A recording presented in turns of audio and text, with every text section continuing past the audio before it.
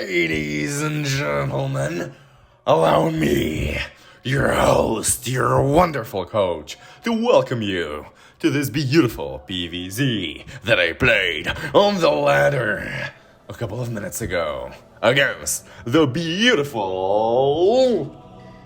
Zerg player in red. His name is Spineless, and he sits in the bottom left corner of 2000 atmospheres. On the other side of the map, you can see me, the even more beautiful Protoss player in blue. My name is Ragnarok. Now, as you know, this is not my main account. We are currently in Diamond 3, which means all kinds of ridiculous stuff is gonna be happening, to say the least. To say the least, ladies and gentlemen, things are about to get dicey in a second. So now my opponent is gonna go for, I don't want to spoil anything, he's gonna go for a proxy hatch. But that is not all. No. He is gonna make things even weirder. Okay? Now just wait and see. He is gonna go for something quite unexpected. I have never seen this before. Alright? I have never ever witnessed such an atrocious build up until now, but I'm gonna scout it right away because I knew from the movement of the drone, just from looking at the movement of the drone, I knew he was gonna go for a proxy hatchery, because he went there, he went in this direction, then he went back into the shadows, and I knew exactly what he was gonna go for because I have seen this multiple times. Now I did not know he was going for another. This was a fake. This was a phony proxy, okay? This was not the real deal, not at all. This right here was the actual proxy, the bait and switch. Ladies and gentlemen, this was the definition of bait and switch, all right? So now I'm thinking, holy moly, I'm in a good position, but no, there is another. There is another. Anyway, now I'm gonna deal with this quite badly, I think.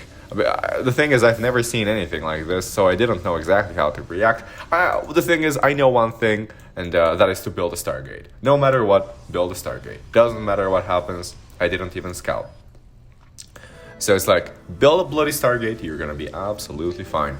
And yeah, the thing is, at this point, he is in a relatively okay position, I would say. He's gonna destroy my core, he's gonna destroy my gate, blah, blah, blah, blah. But that really doesn't matter, does it? Because I can rebuild them, I have quite a lot of cannons, quite a lot of batteries, and I'm gonna have a Void Ray in a minute. Now, well, that's right, it's out now, this is my win condition. All the batteries and the cannons here with the Void Ray, this is practically game over for him.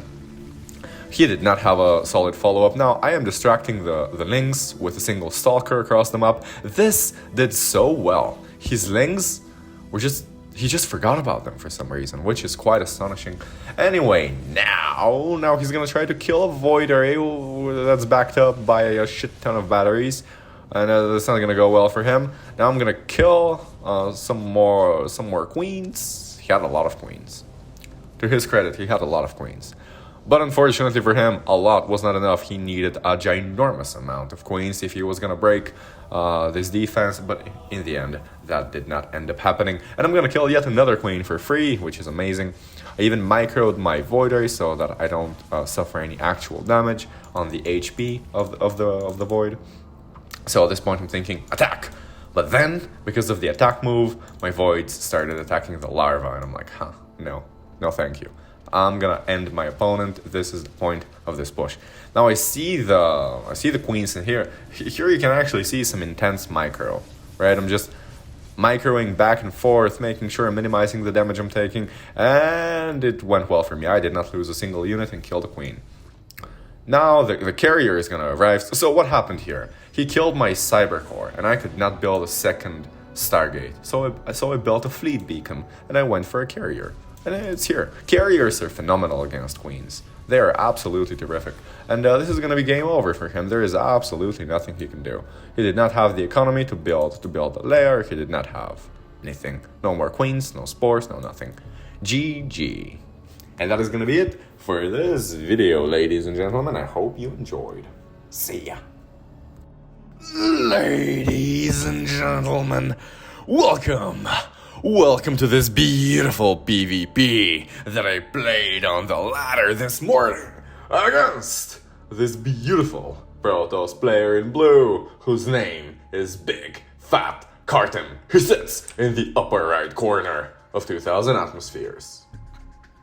Now, on the other side of the map you can see me, the even more beautiful Protoss player in red. My name is Ragnarok.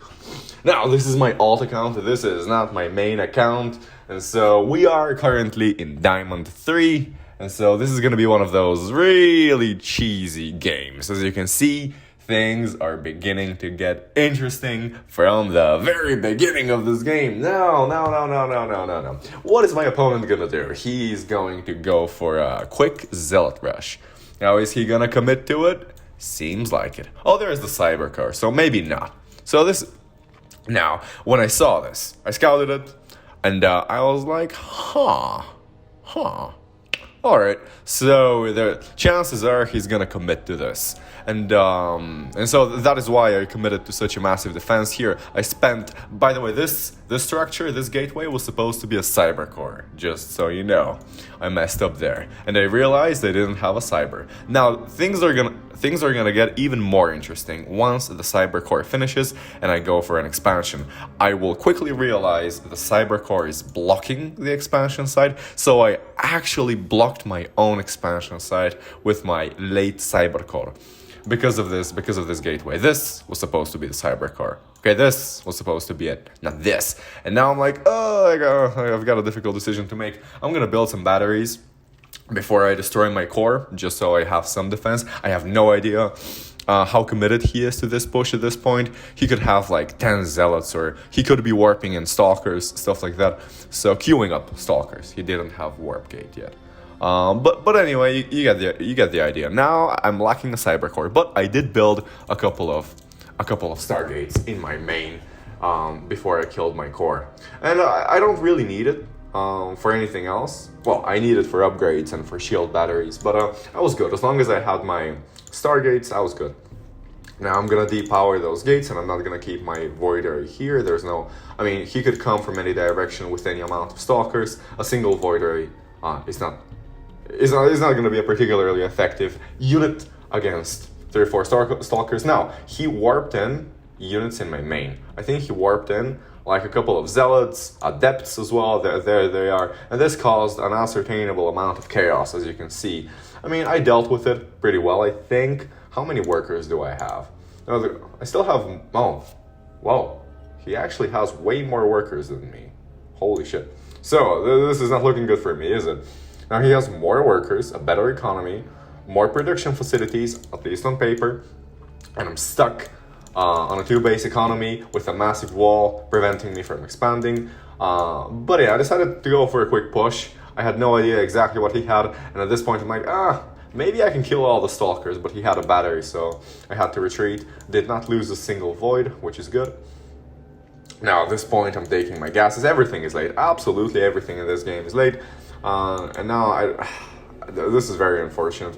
I decided that I needed to break the wall at this point, and so I killed my own forge, a cannon. This cost me so much. At this point I'm expanding. He did not have a third yet, which is good. He is scouting for proxies, which is... I have no idea what that observer is doing here or why. Anyway, now going back to my side of the map, I am gonna finally dispose of these gateways, warp gates. Doesn't matter, they're gonna die. And so at this point, I'm feeling quite good, but at the same time a bit concerned because I have no idea what he has. I know he had stalkers and a robo, so I knew it wasn't gonna be Void Rays or Phoenixes, at least in theory, right? But I had no idea what else he was cooking. I was thinking Blink Stalkers into Archons. This is a very popular choice against Voids, and here again, he goes into my main with a Warp Prism, and I've got a single cannon there. Amazing. Although this cannon did save me some units. Yeah, I think the cannon soaked a lot of damage. At the same time, he went for another attack towards my third, but he did not commit to it, which is very surprising. Now at this point I'm thinking, alright, so he lost an ascertainable amount of units. He lost his prism, he lost a couple of stalkers here. I am once again in a good position, although things were now dead even. The army supply is dead even. 11 voids against 20 stalkers, 53 workers against 49, 55. Wow, that's me this time. Oh, I'm taking the lead. That's nice. That is quite nice when that happens. All right, so.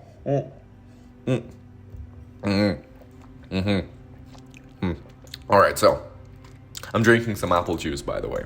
Anyway, now he's gonna drop into my main once again. The drops in this game were amazing. He's gonna go for it, but I split my army. I'm very proud of myself. I actually split my army. Now, I did not leave enough units here, but fortunately for me, I had enough static defense, and then the all army hotkey kicked in again. All right, this is very embarrassing, but I think I dealt with this quite well.